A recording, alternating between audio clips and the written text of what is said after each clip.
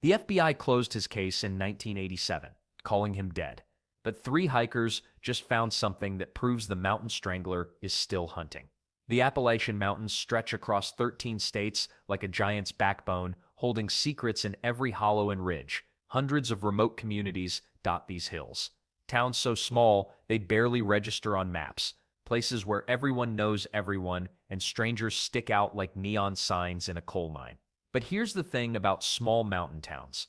They love their stories. Ghost tales passed down through generations. Legends about creatures lurking in the deep woods. Most folks dismiss these yarns as harmless mountain folklore.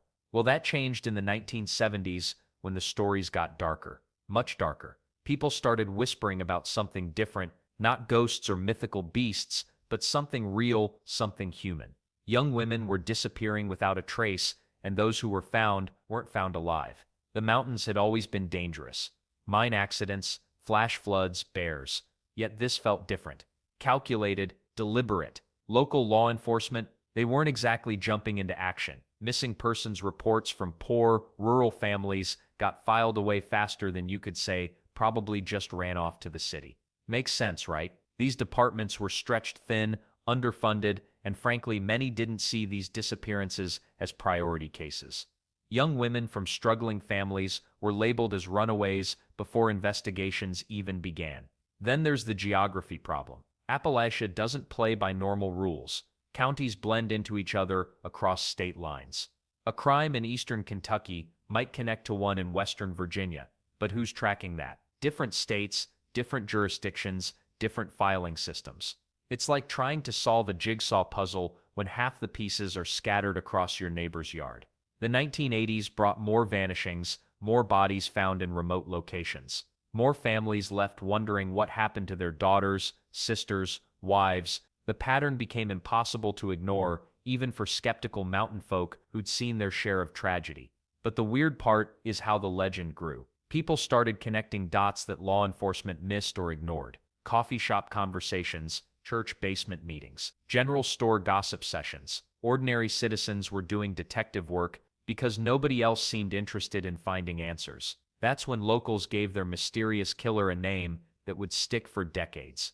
The Mountain Strangler, not particularly creative, but effective. The name carried weight in these communities. Parents started setting earlier curfews. Women avoided walking alone after dark. The mountains, already isolating, became downright suffocating for many residents. Let's not forget that this was happening during an era when serial killer investigations were still relatively primitive. No DNA testing, limited forensic capabilities, communication between different law enforcement agencies was spotty at best. The perfect storm for a predator who knew how to exploit geographic and jurisdictional gaps. The Mountain Strangler wasn't just a person, he became a symbol of how easily people could vanish in America's forgotten corners, how certain victims matter less than others, how isolation can be both protection and vulnerability. And the victims, they had stories too, lives cut short in ways that would haunt these mountain communities for generations to come.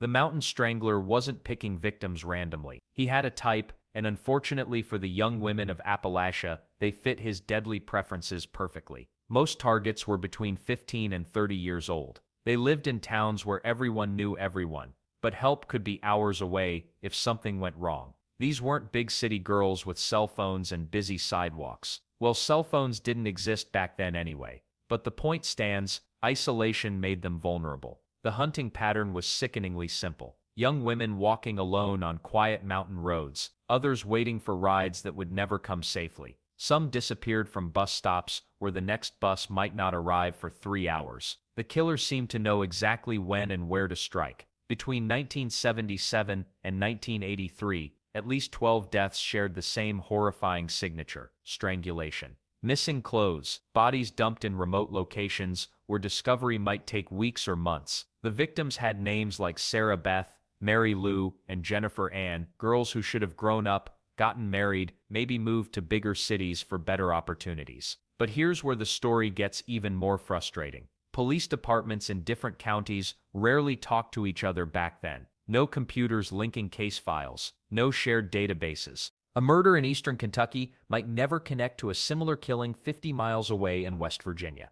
Different states, different jurisdictions, different problems. The families knew something was wrong, though. Mothers started putting up flyers on telephone poles and in grocery stores. Missing, please help find our daughter. Pictures of smiling teenagers stared back from bulletin boards, their faces growing more weathered with each passing storm. News coverage outside Appalachia was practically non-existent. These weren't wealthy college students or senators' daughters. They were working-class girls from families that couldn't hire private investigators or pressure politicians for answers.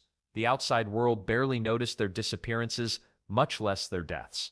Then there's the heartbreaking detail that haunts many of these cases. Several victims were last seen getting into vehicles with strangers, not because they were reckless, but because hitchhiking was normal in rural areas where public transportation was a joke. You needed a ride to work, to school, to anywhere really. Trust was part of mountain culture. The killer exploited that trust ruthlessly. He probably seemed harmless at first, maybe even helpful. Someone offering a ride to a girl walking along a lonely stretch of highway, someone who knew the area well enough to dispose of evidence where it might never be found. Local coroners weren't equipped for serial murder investigations either. Some deaths got ruled as accidents or overdoses when strangulation evidence was subtle. Others were filed away as isolated incidents, never connected to the growing pattern that locals were starting to whisper about in diners and church parking lots. Fear was building in these mountain communities, but the full scope of terror was still emerging. Soon that fear would force some towns to take drastic measures. Word traveled fast in these small mountain towns, even without social media or 24-hour news cycles. By 1981, enough families had lost daughters that whispers turned into warnings.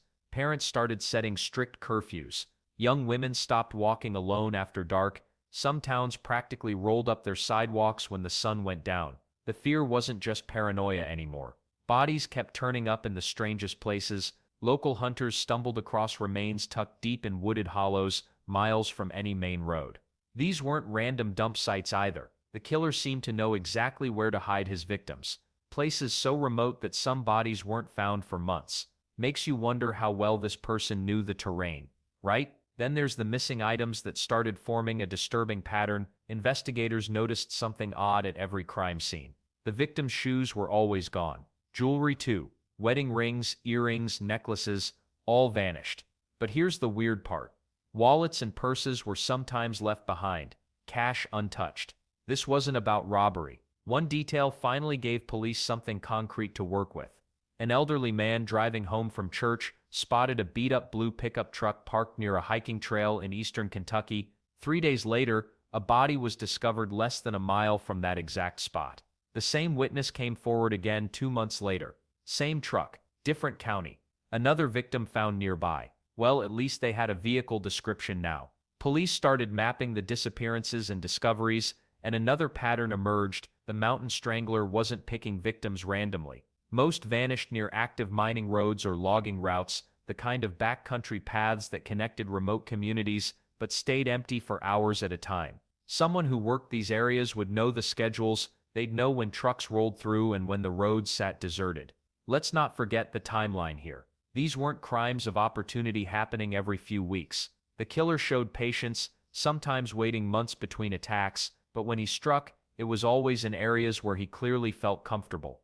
Areas where he wouldn't be surprised by unexpected traffic or curious locals. Local law enforcement started sharing information across county lines for the first time. Sheriff's departments that barely talked to each other suddenly found themselves comparing notes. The blue pickup sightings, the missing personal items, the remote dump sites. Everything pointed to someone who moved freely through multiple jurisdictions. And the weird part is how methodical it all seemed. This wasn't some crazed lunatic striking randomly.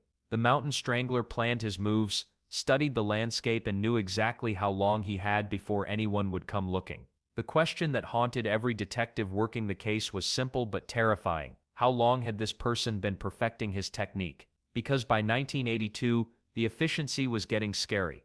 Bodies were harder to find. Evidence grew scarcer. The killer was learning from each attack, but even the most careful predators make mistakes eventually. The question was whether small-town police departments had the resources to catch them when they did. The Mountain Strangler case hit small police departments like a freight train they never saw coming. Picture tiny sheriff's offices with maybe 3 officers total, trying to solve murders that would challenge big city detectives. Most of these departments had budgets smaller than what some people spend on their cars. They were used to handling bar fights and cattle theft, not tracking down serial killers who vanished into the wilderness like smoke. Back in the late 1970s, forensic science was basically still using stone tools compared to today. DNA testing, that wouldn't become standard until the 1990s. The best they could do was match blood types and maybe analyze some fibers under a microscope. Hair samples sat in evidence bags, practically useless. The killer left plenty of clues behind, but the technology to read them just didn't exist yet. Then there was the geography problem. This wasn't one killer staying in one town. He was moving across state lines like he owned the place. A murder in Kentucky might connect to one in West Virginia, but those departments barely talked to each other. Makes sense, right? They had their own cases to worry about. The killer was playing chess while everyone else was playing checkers. But here's where things got interesting. Multiple witnesses described seeing the same beat-up blue pickup truck near crime scenes. Not just any truck, this thing was supposedly held together with prayers and duct tape. One witness in Virginia said it sounded like a garbage disposal full of rocks. Another in Kentucky noticed the tailgate was a completely different color from the rest of the truck. Yet somehow, this mobile junkyard kept slipping away before anyone could get a license plate. The FBI finally stepped in around 1982, bringing their fancy profilers with them. These guys took one look at the case files and immediately knew they were dealing with someone special. The killer wasn't just picking random victims, he knew these mountains better than most people knew their own neighborhoods. He understood which logging roads led nowhere and which mining trails had been abandoned for decades. Well, the profilers said something even more unsettling. They believed the Mountain Strangler would change his hunting grounds whenever he felt too much heat. Like a ghost, he'd simply disappear from one area and pop up somewhere else entirely. Smart killers do that. They don't get attached to one location. And the weird part is, around 1983, everything just stopped. No more bodies. No more sightings of the mysterious blue truck. Nothing. Some investigators think he died in a mining accident or logging mishap. The mountains claim plenty of lives that way. Others believe he simply moved on to terrorize some other region entirely. The composite sketches from that era still give people chills, though. They show a man with cold, calculating eyes and a face you'd forget 5 minutes after meeting him.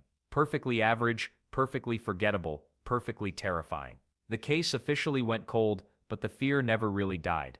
And decades later, something would emerge that might finally crack this mountain mystery wide open.